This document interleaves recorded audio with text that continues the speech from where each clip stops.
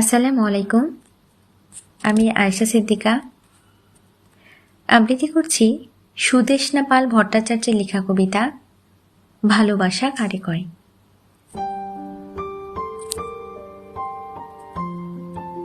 Office থেকে বেরিয়ে ছুটতে ছুটতে কোনো রকমে শেষ বাস্তা ধরল মোহর। আজ ভীষণ দেরি হয়ে গেছে। পলাশ নিশ্চয় এতক্ষণে বাড়ি এসে টিভি দেখছে, নয়তো ঘুমোচ্ছে। কাজের মাসি ডুব মারায় রাতের রান্নাটাও করা নেই। মানে এখন বাড়ি গিয়ে রান্না চাপিয়ে সব কাজ সারতে রাত 12টা হবে।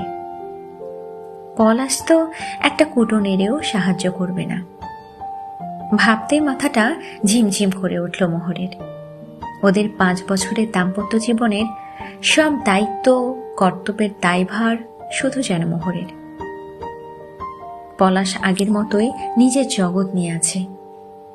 আগে রাগ অভিমান হতো, এখন গা সওয়া হয়ে গেছে।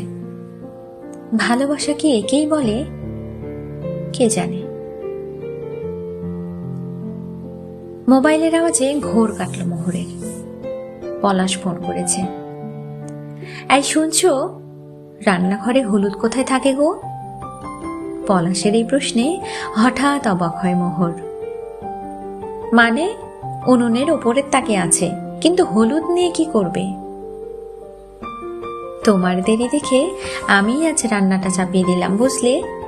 সে পলাশের হাতের ভাত, মসুর ডাল আর আলু ডিম মাখা। শুধু খাবে আর বাহ বাহ করবে বলেই হো হো করে হেসে উঠল পলাশ। মোহরের ঠোঁটের কোণে তখন এক টুকরো হাসি, আর চোখের কোণে অল্প জল। এমন হঠাৎ প্রাপ্তি, মাঝে মধ্যে কিছু দায়িত্ব ভাগ করার নামই তো ভালোবাসা। ধন্যবাদ।